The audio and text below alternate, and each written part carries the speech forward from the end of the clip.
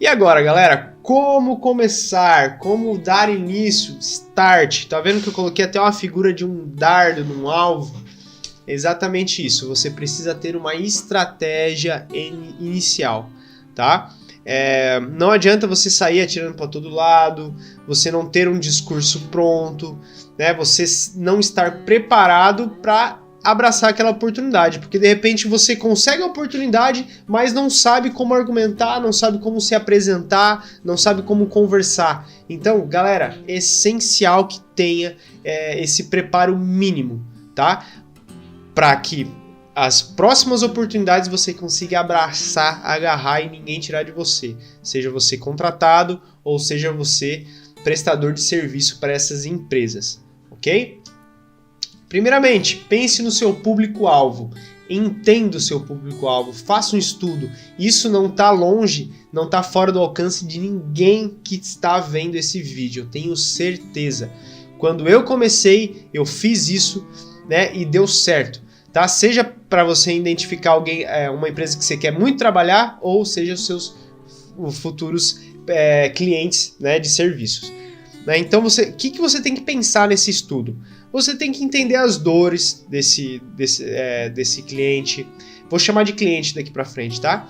Você tem que entender as dores. A região mais quente, vamos dizer assim, a região mais quente que você tem aí para aplicar o seu serviço e oferecer. As dores, quais são as principais incomodações dessa empresa, né? Por exemplo, poxa, quanto que custa uma multa ambiental se você não tiver um monitoramento de qualidade? Veja, você vai se assustar, são imensas as multas. E de repente você toca nesse calo. Quais são erros, né, que ocorrem e quanto isso gera de prejuízo econômico para uma indústria ficar um equipamento parado? A maioria das empresas, se a estação de tratamento de efluentes para, a produção para, porque não tem para onde lançar o efluente e obrigatoriamente para. E, gente, vocês não têm ideia quanto de prejuízo uma indústria, uma fábrica leva com apenas 1 hora com uma estação de tratamento parada. Vocês não têm ideia. Então, isso já paga o serviço de um ano inteiro aí quase. Entendeu? Então, conhecimento tem valor porque você consegue provar isso em números, tá? Então, faça um estudo no seu público-alvo, entenda isso. Se for condomínio, entenda a capacidade financeira desse condomínio. Não adianta você chegar num condomínio que você sabe que tem uma renda menor e de repente não consiga negociar com você, ou você entende que aquele condomínio vai te exigir mais, então você fornece o preço necessário, tá? Então, comece a pensar como seu cliente, entenda as dores deles, entenda a região necessária, tá bom? É isso, público-alvo. Primeiro passo. Apresentação. Vamos lá. Quando você vai conversar com uma pessoa, é a famosa primeira impressão que fica, não é? Vocês já ouviram isso falar, vocês já ouviram sobre isso, e isso também se aplica no nosso mercado de trabalho, tá? Se apresente bem, né? Se porte bem, use palavras, né? Não se, entre aspas, rebaixe, não se apequene, tá? Postura, converse com essas pessoas que você tem interesse de fazer negócio, né? Com todo o seu conhecimento que você tem até ali. Obviamente, a cada conversa você vai evoluir. Obviamente, isso é natural. Mas dê o seu melhor, se prepare, pense nisso, né? Obviamente também tenha uma apresentação em mãos, né? Um portfólio mínimo ali se você quer empreender, ou o seu currículo, né? No caso de contratado, você tem que trazer ali a realidade. Não coloque inverdades tanto no seu currículo quanto no seu portfólio, tá? Se puder, veja alguém que entende de visual, né, no sentido de marketing ali, no sentido de produção de um bom portfólio. Se você for para a parte de empreendedor, vale muito a pena, tá?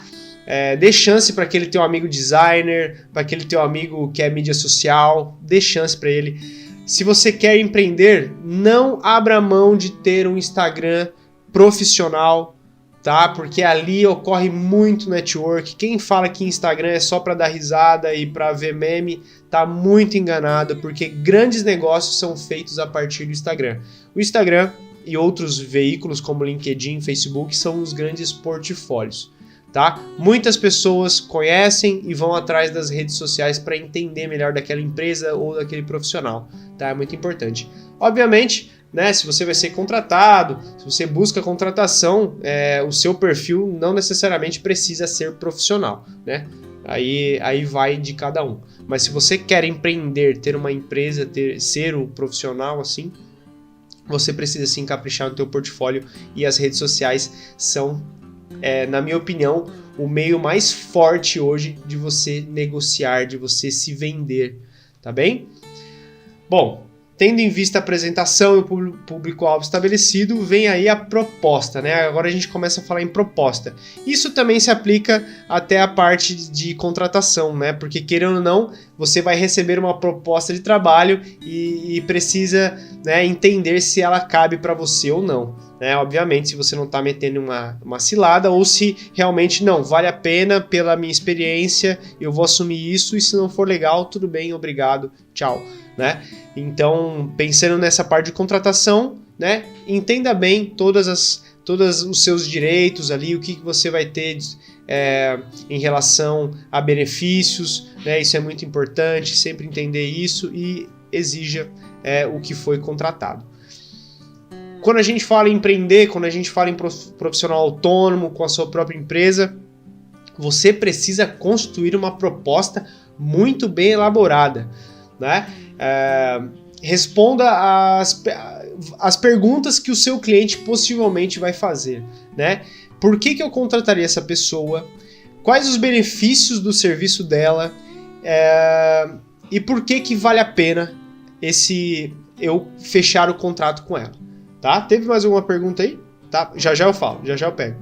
Tá? Então, tenha uma proposta clara, não coloque coisas absurdas na proposta que depois você vai ter que cumprir, né? Principalmente a gente vai falar em contrato já.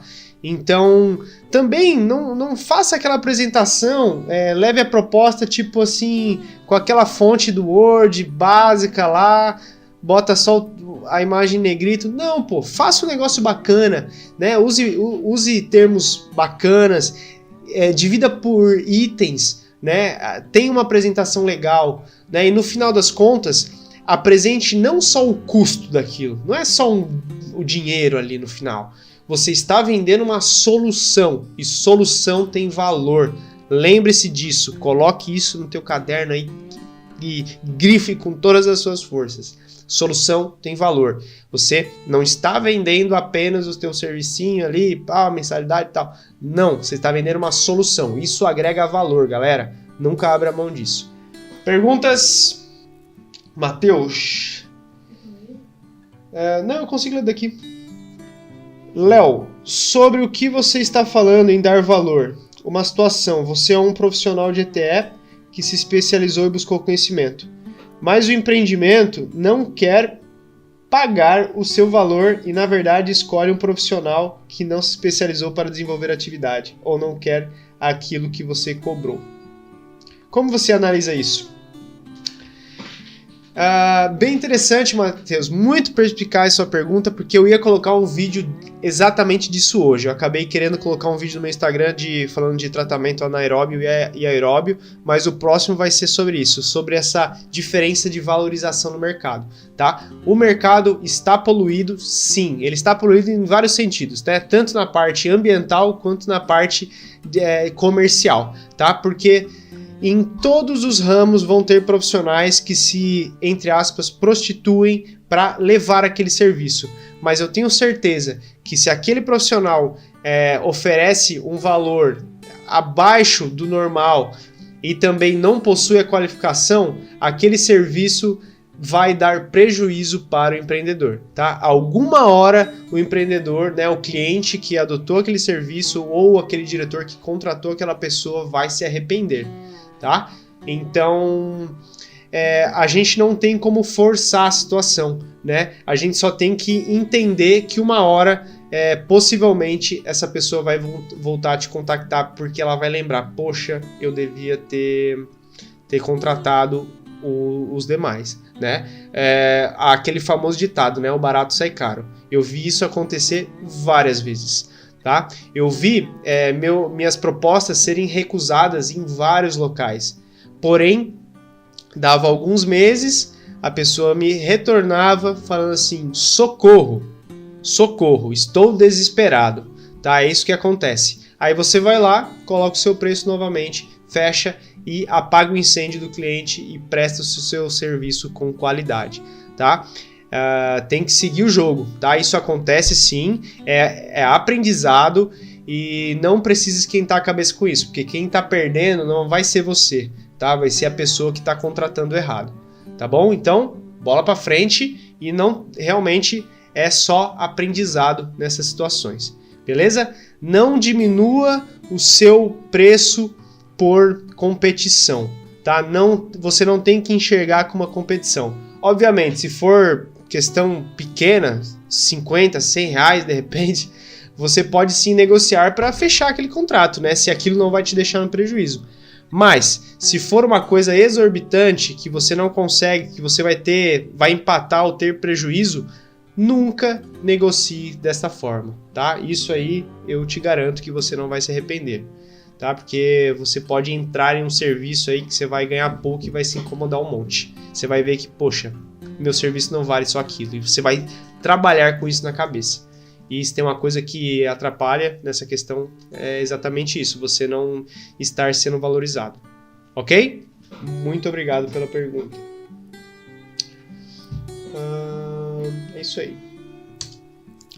Contrato, tá? Contrato é uma coisa muito importante que você precisa entender muito bem onde você está se metendo, todos os quesitos que você está aplicando no contrato, tá? Falo isso como alguém que vai ser contratado, né? Tem que estar muito bem atento com todos os seus direitos, seus benefícios. E agora, principalmente, um monitor ambiental que tem a sua empresa e vai prestar o serviço para outras estações de tratamento, né, para esses clientes, você precisa colocar no contrato exatamente o que você vai fornecer.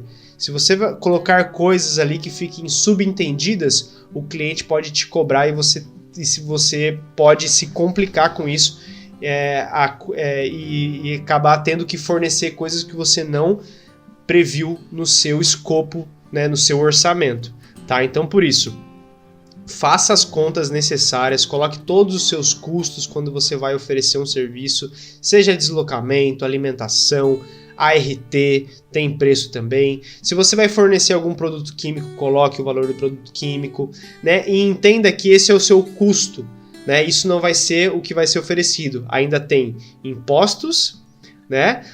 E ainda tem o seu lucro, margem de lucro. Então, existe uma margem a ser entendida a que vale a pena e que não vale, tá? Não acho que é só somar tudo que você vai gastar e mais 100 pila e mandar para o cliente. Não, gente. Tem vários tipos de custos que estão, de repente, escondidos ali. Você tem que ter esse entendimento para não tomar prejuízo, tá bom? Porque depois que você fecha um contrato de 1 ano, você vai ter que cumprir aquele contrato, né? Obviamente, existem as cláusulas de quebra e tudo mais, mas isso aí é muito complicado entrar nesse segmento, tá?